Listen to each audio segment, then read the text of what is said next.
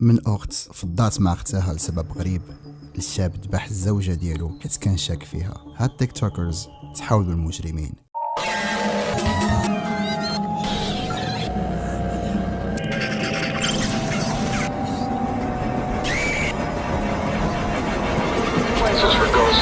Is one team of paranormal trackers is on a mission to uncover the otherworldly, mysterious creatures.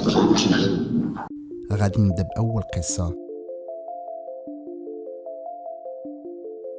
هيلين هاستينغز عاشت الطفولة ديالها زوينة، كانت كتسافر بزاف مع والديها اللي كانوا أنجح العلماء في ديك الوقت في كلية بايلر. ما خلاو قنت، داروا كاع البلدان تاجي واحد نهار غادي يسافروا اليابان. هيلين طاحت في حب هاد الدولة وثقافتها، ولات كتحمق على شي حاجة اسمها الياباني. والحاجة اللي كانت كتبغيها بزاف في اليابان هي الانمي. ملي كبرت لقات هيلين الدعوة من صحاباتها واللي مشات معاهم لواحد المؤتمر محلي في هيوستن. هيلين غادي تشوف أول مرة البشر كيتجسدوا شخصيات معروفه في الانيم. الصراحه هي عجبها الحل وعجبها ديك الجو اللي شافت. بدات بشويه كتاقلم معاهم، كتعلق بهذا الشيء، حتى واحد النهار غادي تفكر دير بحالهم وحتى هي دير شي كوسبلاي معروفه في الانيم باش تبعد من الواقع ديالها وتولي انسانه وحده اخرى. المهم السيده بدات في المسيره ديالها. بدات هيلين كتعرف وتكون ودير صداقات جداد. تبارك الله شحال من صديق وصديقه اللي كسبتهم. ومن هنا هيلين غادي تتعرف على واحد الدريه اسمها مارياني كانت تلقب بسنو او يانديري. كانت كتعتبر راسها عندها الزهر لحقاش كونت علاقه مع وحده بحالها، وكانت من اشهر الكوسبلايز في الميديا، وكانت عندها اكثر من مليون في وقتها. سنو معروفه عليها كتشغل لي بارتي والحفلات والرقص والغناء، وبدات كتاخذ وتتعاطى مع هيلين الكحول اللي هيلين عمرها في حياتها شربت او تعاطت شي حاجه ممنوعه. واحد النهار سنو غادي تعرض على هيلين وصحاباتها في دارهم باش يحضروا واحد فيلم اسمه جوتن، وهادشي اللي طرا في هذا النهار غادي تكون من اكفس ليله غادي تدوز هيلين في حياتها. البنات غادي يعرقوها شراب، تسكروا وطاحوا بالمره. سنو كان عندها واحد الفردي في الدار، ناضت شداته وبدات كتلعب به، على بالها راه الفردي راه خاوي من القرطاس، ولكن في هذا النهار الفردي كان عامر بالقرطاس. سنو بدات كتلعب به وهي سكرانه. قالت لهيلين نضرب ولا ما نضربش، وهيلين كيسحب لها غير كتضحك معاها. قالت لها يلا وريني اللي عندك، تيري فيا. واحد الساعه سنو غادي تضرب وتيري القرطاس في هيلين جاتها القرطاسه في راسها وطاحت في البلاصه. من بعد يومين هيلين ودات الحياه، والبوليس لقاو القبض على سنو تهمه القتل غير متعمد، حيت سنو في الحقيقه شخصيه مخيفه، والحساب ديالها في تيك توك عامر بالفيديوهات المظلمه والدمويه، ولي فانز ديالها بيدهم كيبقاو مستغربين على الافعال والفيديوز اللي كانت كتلوح لهم في السوشيال ميديا. وإلا جينا نبحثوا على المعنى ديال هذا الاسم اللي حاطاه في تيك توك، ياندري كتعني باليابانيه هو نوع من انواع الشخصيات الشريره اللي كاين في الانيم والمانجا. ياندري كتعني الشخص اللي ظريف وبريء، واللي في البلاصه يقدر يتحول لشخصيه خايبه وشريره، عنيف ومريض نفسي وحماق. النهايه ديال الوصل المعنى اللي باين اللي في القوسين قد وهذا السلوك قتل الفتيات الاخريات بوحشيه بدافع الغيره. الموضوع ولا مريب ومخيف بزاف من بعد ما عرفوا الناس المعنى ديال الاسم اللي كانت حاطاه سنو في الحساب ديالها. يونوغاساي الشخصيه في الانيم، وهي اللي جسدت لياندري الحقيقي. الشخصيه ديالها غريبه بزاف، غادي تبان لك دريه زوينه بريئه بنت الناس، ولكن في الحقيقه شخصيه مخيفه كتموت على الاجرام والقتيل، لحقاش الماضي ديالها وظروفها كانت تعيسه بزاف ومكتئبه. ياندري فريك اللي جالسين كنهضروا عليها دابا، هي بيدها عاشت طفوله خايبه بزاف، تعرضت لجميع انواع ديال التنمر والتحرش من اللي كانت صغيره، عاشت حياة كئيبة. سنو بناء على القانون ولاية تكساس للقتل المتعمد خصها تدوز العقوبة ديالها لمدة تتراوح ما بين 2 حتى 20 عام ديال الحبس. غادي تبان لك هاد القصة مظلمة بزاف، ولكن القصة اللي غادي تسمعوها دابا غادي تخلعك كتار وكتار.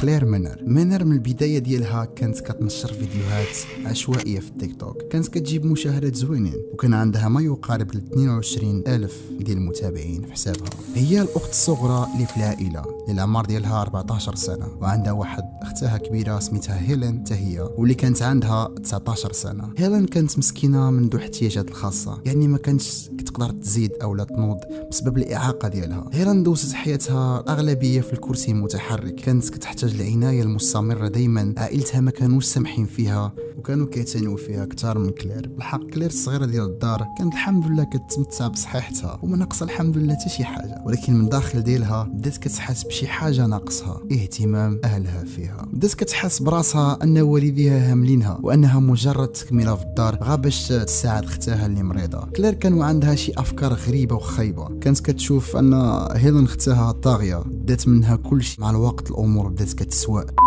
واحد نهار في 22 فبراير عام 2021 الوالدين كانوا ناعسين في بيتهم، وهيلين كانت كتنعس دايما حدا اختها الصغيره، وهذا كان اخر نهار في حياه هيلين، حيت كلير اختها الصغيره مشات للكوزينه وهزت موس ومشات طعنت اختها وبقات كتذبح فيها اللي مريضه مسكينه وهي ناعسه. هيلين ماتت مغدوره، والغريب في الامر ان كلير صونت البوليس وعلماتهم باللي راه نفذت واحد عمليه القتل. وملي وصلوا البوليس لمسرح الجريمه لقاو كلير كتسناهم وكامله مغطيه بدموعات وقاتلهم باسلوب بارد: انا طعنتها. Here's what we know right now. Manheim Township Police say 14-year-old Claire Miller called police and said she had killed her sister. البوليس طلعوا وشافوا هلين مازال حيه مسكينه والسكين مغروس في الداد ديالها وهي مسكينه ما كتقدر لا تتحرك لا والو. الصراحه كان منظر خايب بزاف، والغريب في الامر البوليس جاهم هادشي غريب، قالوا كيفاش اختها قتلتها وهي كتبان درويشه ماشي ديال هادشي، حيت الملامح ديال كلير كتبان انسانه بريئه عاديه.